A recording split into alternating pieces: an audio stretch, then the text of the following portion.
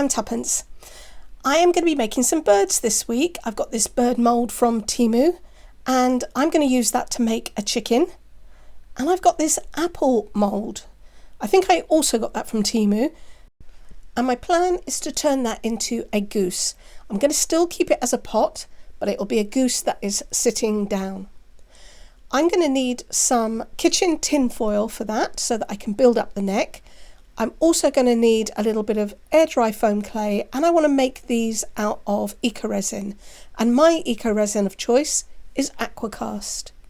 So I've already measured both of my moulds. This takes 142 mils. That would be for resin, but for Aqua cast it is 200 powder and 71 water. I've also done the same to this pot. It's 151 altogether, and that is 212 powder and 75 of water, and that would do the lid and the pot. So I'm going to mix up my eco resin, and I'm going to concentrate on one mould at a time so that the resin doesn't thicken up before I have a chance to pour it. That way I can concentrate on getting all of the bubbles out of one mould before I move on to the next.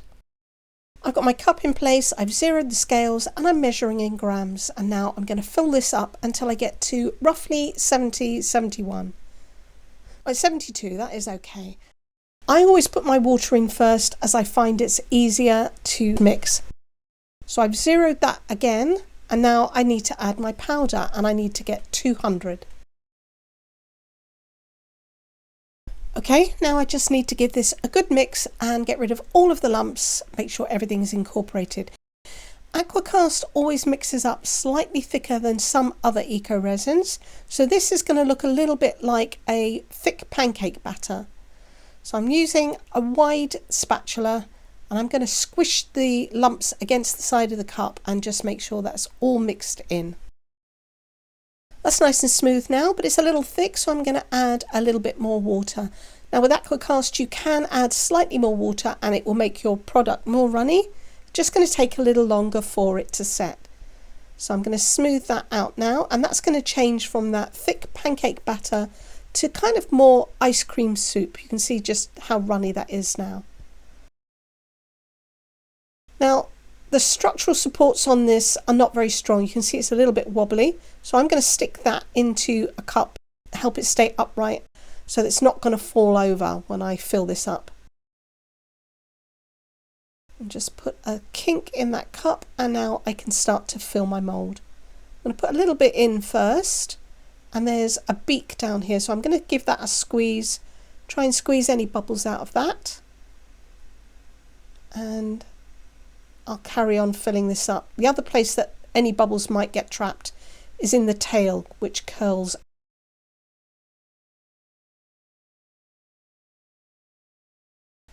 Alright, that is almost full. I'm going to tap my cup and you can see that is helping that to level out. Just put a little bit more in to fill that up. There we go. I'm just going to carry on tapping this for a little while so that the bubbles can rise to the surface, and hopefully I should have a nice smooth cast. I've mixed up my Aqua cast for the apple. And I'm going to start by pouring a little bit into the pot, and then I'm going to pick it up and squeeze it gently along the bottom. This is where the lid is going to fit, so I don't want any holes or bubbles down there. So I'm just gently squeezing the mould. Just go around a couple of times, a couple of taps as well, and that should help the bubbles to rise to the surface. And now I can carry on and fill this up. Almost to the top. I want to make sure that I've got enough to go into the lid as well. This isn't really self-leveling, so if you tap it, it will lay flat. Now the lid, I'm just going to spoon that in because it's so small. There is a little stalk and a leaf in the bottom, but I'm not going to worry about any bubbles that might get trapped in there because I am actually going to cover the lid up, so it doesn't really matter about the bottom per se. But along the outside where it's going to fit into the top of the pot, I do want to make sure that I get all of the bubbles out of there. So I've almost filled that up. And now I'm going to gently squeeze around the outside because I can see but there are a couple of bubbles trapped underneath that lip. There's one just here, so if I pull that back slightly, that should allow that bubble to escape, and that means I'm not going to have any holes around the outside, and I'll get a good fit when I put these two pieces together. Alright, so that is pretty much full. It might need a couple more scoops, but it looks like I'm going to have more than enough in here. So I'll show you what I'll do with that in a minute. Let me just tap that to level it. That'll do. I'm going to add a little bit more to the pot. I don't want to add too much because I don't want it to become domed on the bottom. One more maybe. It will shrink back a little bit. There we go. Alright, that is nice and level. I'm going to leave that as it is. And for this, I'm going to turn that into some terrazzo chips because I've got quite a bit there. Let me just add one more bit and tap that. Alright, I think that is more than enough. That is going to overflow otherwise. So I've got some colorant here. This is an acrylic ink. I'm going to add a tiny bit into the bottom. I don't know what's wrong with my dropper, it's not working. Oh, there we go, I've got 1 or 2 drops in there. And then I'm going to mix that in. That's not a bad yellow. And now I'm going to just spread this on my mat. You could put this into a plastic bag, but I'm going to spread this on the mat. Get a very thin layer and it will come off of your silicone mat really well. So let me just scrape out what I've got in my cup and then spread this out, a bit like icing a cake. It's especially easy with this nice flat knife of a spatula. There we go. And that will cure alongside these pieces. And then I'll be able to break this up into lots of little tiny chunks. And you can throw that into your aqua cast later on. Get a really lovely terrazzo effect. I will be back when all of these are ready to demold. These are cured enough now, I can get them out of the mould. This is still a little warm. This one is very warm, so I'm going to leave that one a little bit longer. But I can take the bird out of the mould. So I'm going to speed this bit up and roll back the bottom of the mould, and then I should be able to pull it towards the beak, so that will be the last thing that I take out, and hopefully there's nothing on here that should fall off. It was all pretty sturdy, but there we go. That's pretty good. I've got a little bubble under there. I'm not going to worry about that because I will be covering some of this up. Alright, let me fold that back through, and that was a pretty flexible mould, and that's a really good cast. I'm happy with that. It's a lovely shape, and I think it'd be perfect to turn into a chicken. So I'm going to work on that, and I'll give the pot a little bit longer to cool down before I demold that. To turn this into a chicken, I'm going to use some air dry foam clay. You could also use something like DAS, maybe even polymer clay, although you would have to cook this. I'm working on this while it's still damp, and I want to make some feathers for the wings. So I need a little bit of the clay to work with. Just tear off a blob. That should be enough. The rest of this, I'm going to cover that in a little bit of plastic, so I'll pop it into this plastic bag, and that should keep it nice and soft while I'm working. This stuff does dry out pretty quickly, although it takes 24 hours or more to completely dry all the way through, depending on how thick you make it. So I'm going to roll this into a worm. It doesn't need to be too long, but I do want to keep it fairly thick at the moment. Alright, that should be good. And now I'm going to lay this down and follow the contour of that wing. That's long enough, so I'm just going to cut the excess off. Alright, now because the aqua cast is still wet, this will stick pretty well, but if it doesn't stick, you can always add a little bit of glue. So I'm just going to flatten this along that inside edge. Spread it flat towards the wing. The outside I'm leaving still puffy, and now I'm going to take this little spatula tool and kind of cut marks into it. This is cutting the feather lines. I'm not cutting all the way through, I'm just digging in pretty deep to make a mark. Now I'm going to take this spade end and push against them to create the feathers and scallops. I'm just sort of sliding that blob of clay towards the bird. That's given me my first row of feathers. I can just go back over the top and put in any lines that I might have flattened. There we go, that's pretty good. Alright, I think that looks pretty good. I'm going to repeat this process and add a couple more layers to the wing. So I'm going to speed this up and put on a little bit of music.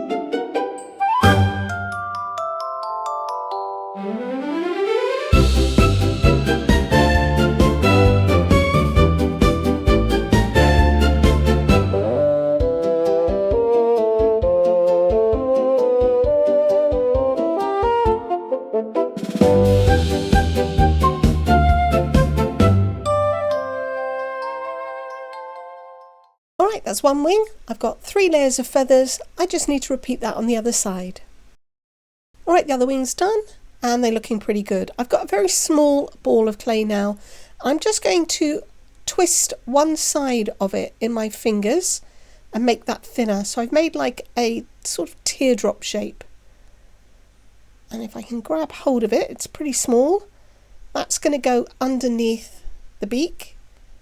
I'm not sure what that's called, if it's called a wattle or something, but anyway, chickens have them, so there we go.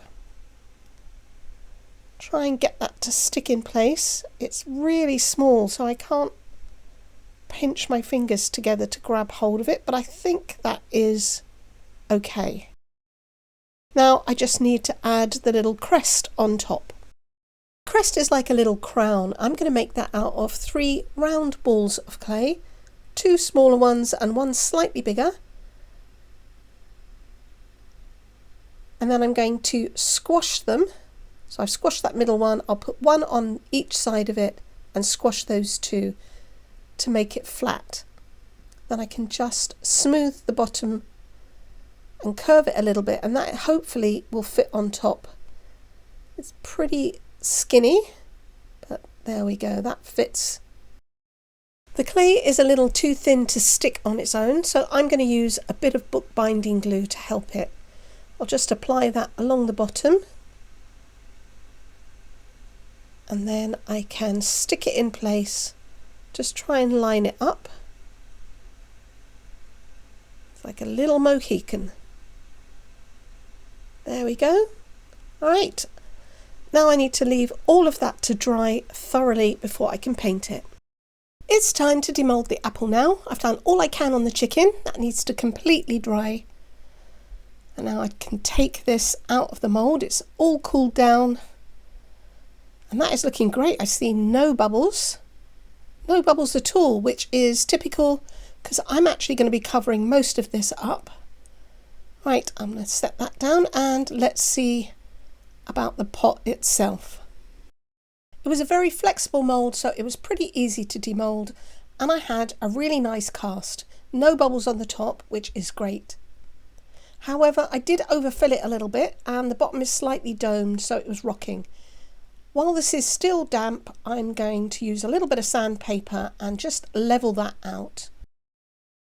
Time to see if I can turn this into a goose. I've got a little bit of kitchen foil. This has already been used. It's thoroughly cleaned and washed. And now I'm going to use that to start to make the neck and the head of the goose. I'm squeezing it tight around that stalk on the lid, trying to make it solid as I can, because this is going to be the armature for which I build the rest of the neck and the head. Right, let me take that off and then I can glue that onto the lid. I am going to keep trying the lid on the pot so that I make sure that it's still going to be able to fit after I've got everything on. So this is Bookbinding Glue, and I'm putting a generous layer on the lid, and then I can replace that foil. Just make sure it fits over that stalk again. And this will need a little while for it to stick, but Bookbinding Glue is pretty good as a multimedia glue. So I'm going to speed this up and keep adding the foil and trying to build up the shape of a goose neck and head.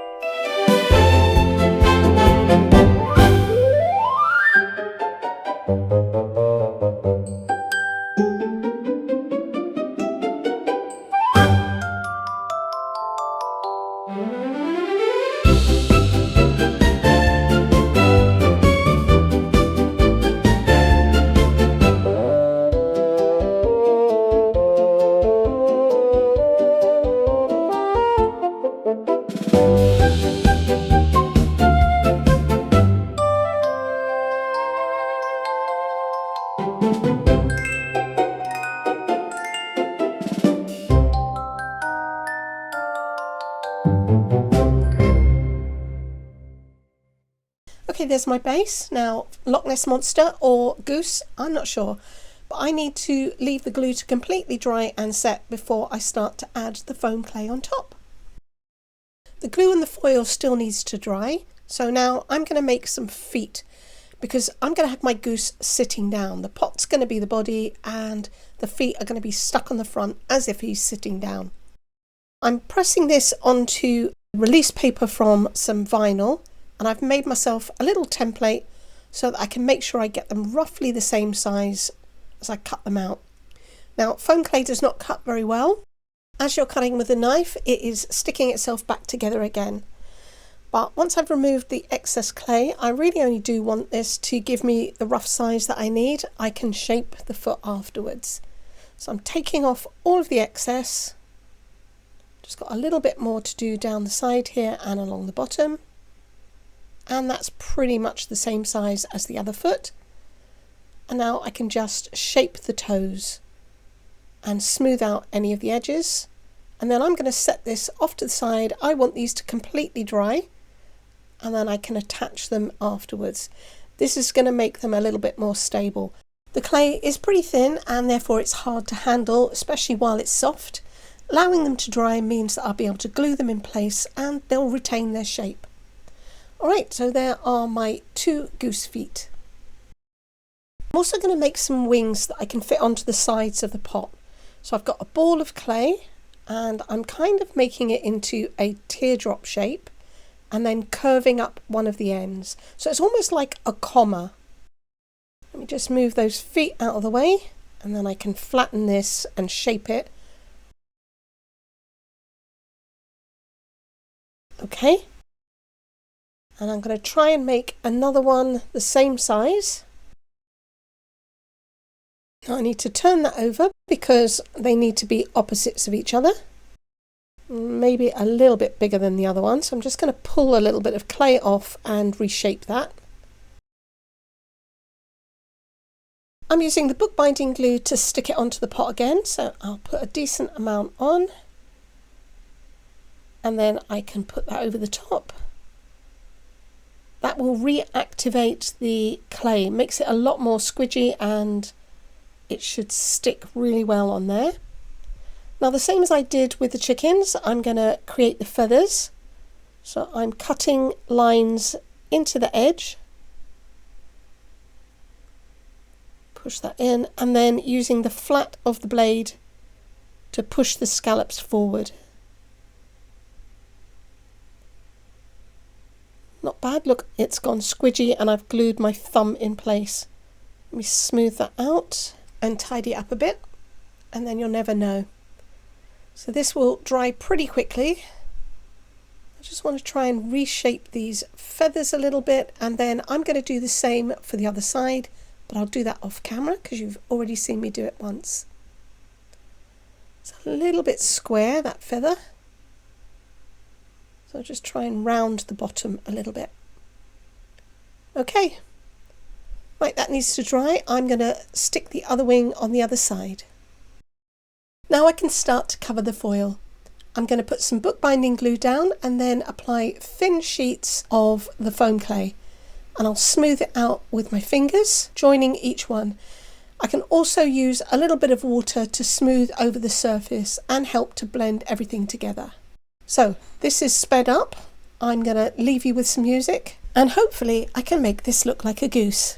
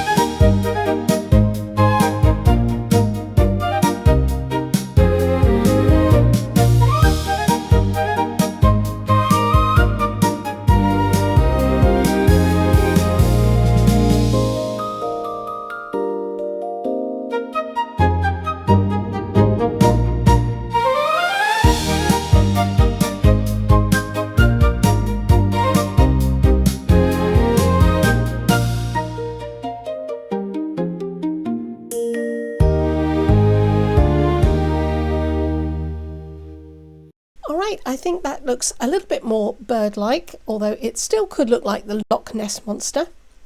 But this needs to dry now. I'm going to leave it to dry overnight, and then I will be back in the morning to finish this off. Now it's time to add the feet. Now, because the bottom of the pot is so curved, I need to put a leg behind it so that it can help to support it and join it. I'm rolling a small ball of clay into a log, and then I'm going to use that to stick the feet on. So bookbinding glue again. I'll put a blob onto the bottom of the foot. I think I need to fill this up again. And then I'm going to twist that clay down so that it really sticks. And now I've got a foot on a stubby little leg. I'm going to squish that leg down underneath the pot until that foot meets the bulge of the pot. There we go.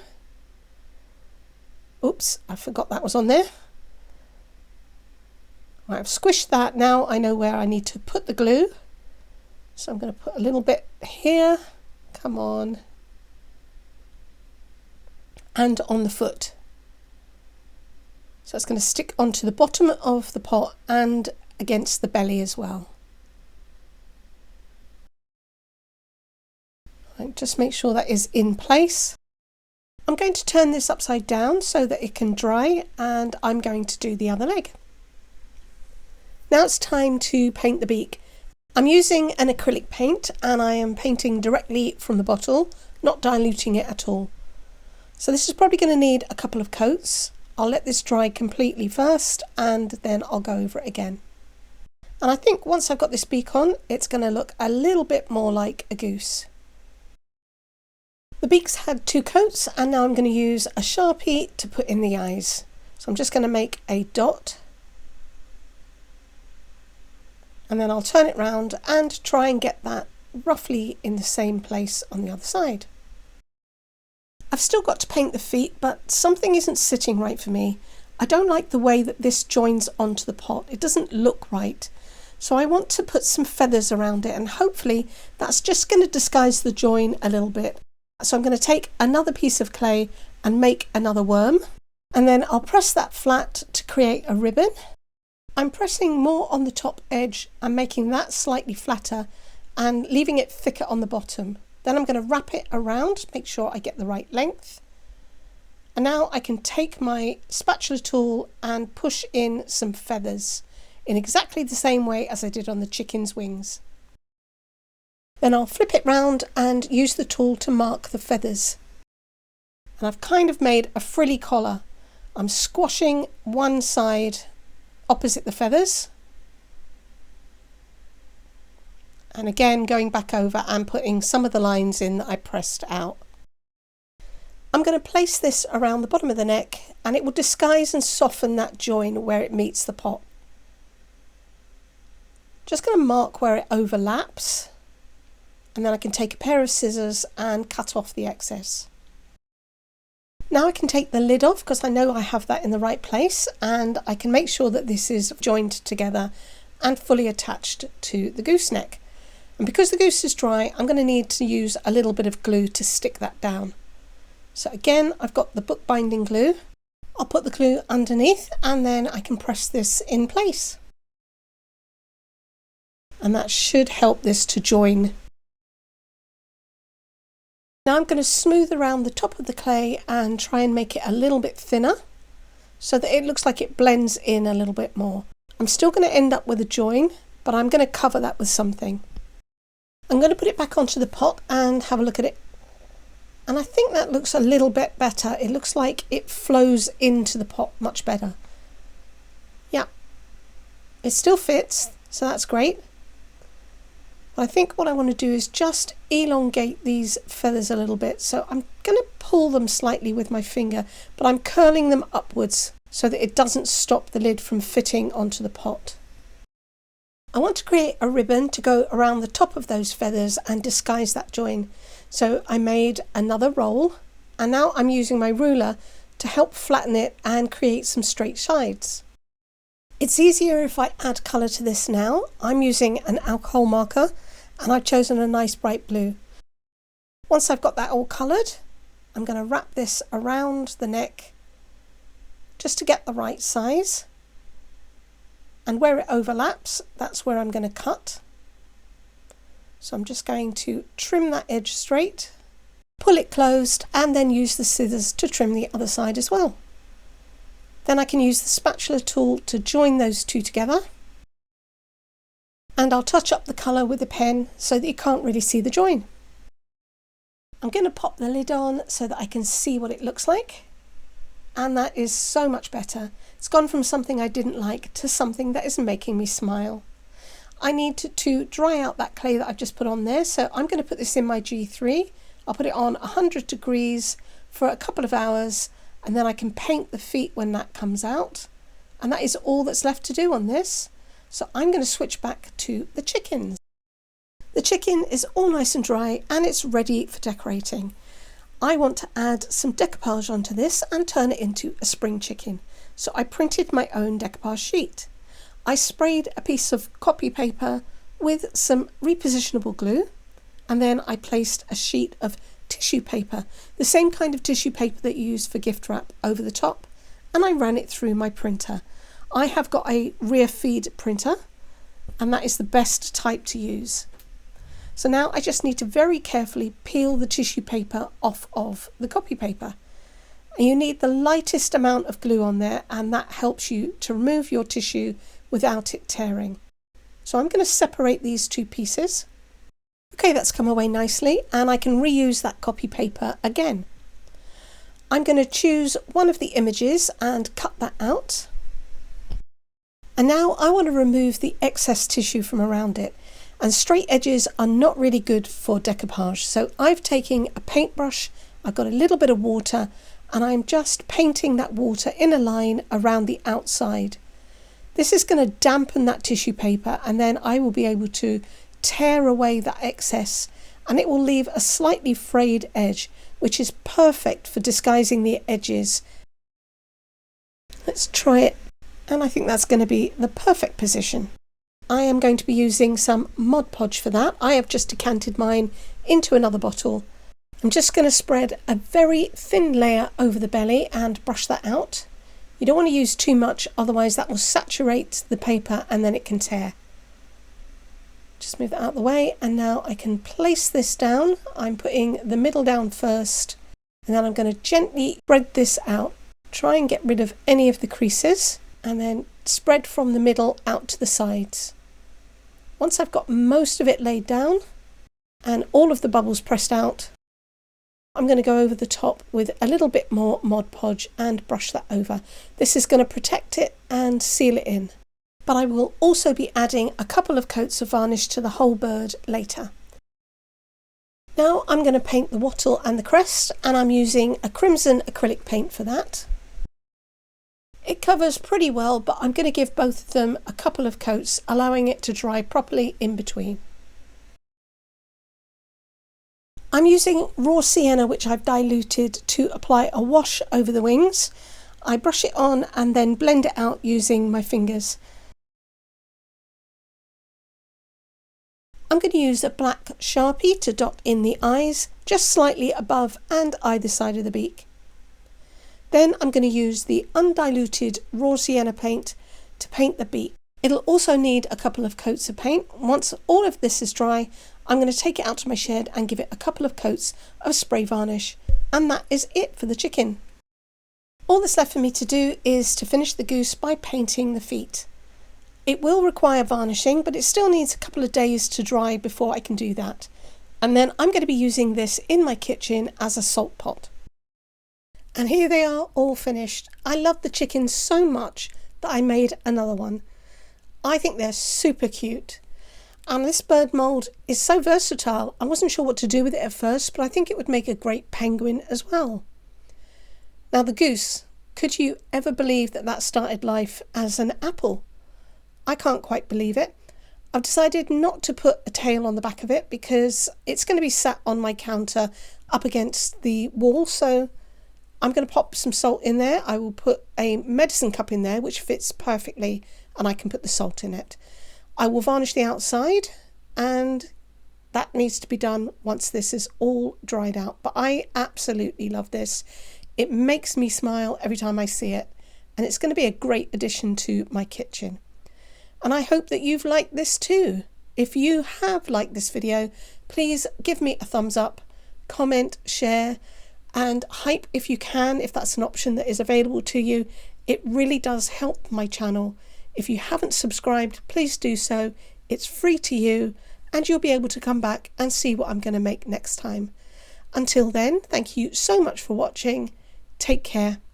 Bye.